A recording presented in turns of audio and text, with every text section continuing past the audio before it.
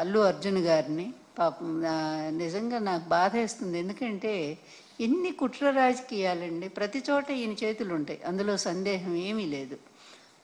ఇక్కడ 29 మంది మన గోదావరి పుష్కరాల్లో చనిపోతే మరి ఇతను ఎన్నిసార్లు అరెస్ట్ చేసి జైల్లో పెట్టాలండి చంద్రబాబు గారిని? ఎన్నిసార్లు చేయాలా?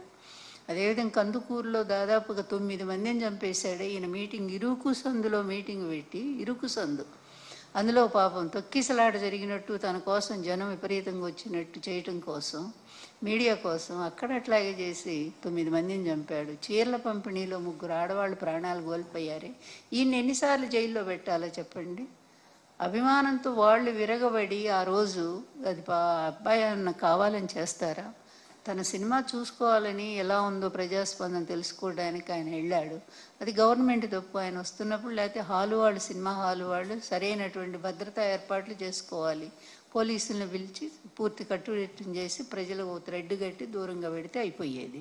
వాళ్ళు అవేమీ చేయలేదు కదా. అది తప్పు అల్లు అర్జున్ ఎలా అవుతుందండి? మరి ఇంతమందిని చంపినటువంటి చంద్రబాబు నాయుడు ఏమో శుభ్రంగా ఉన్నాడు.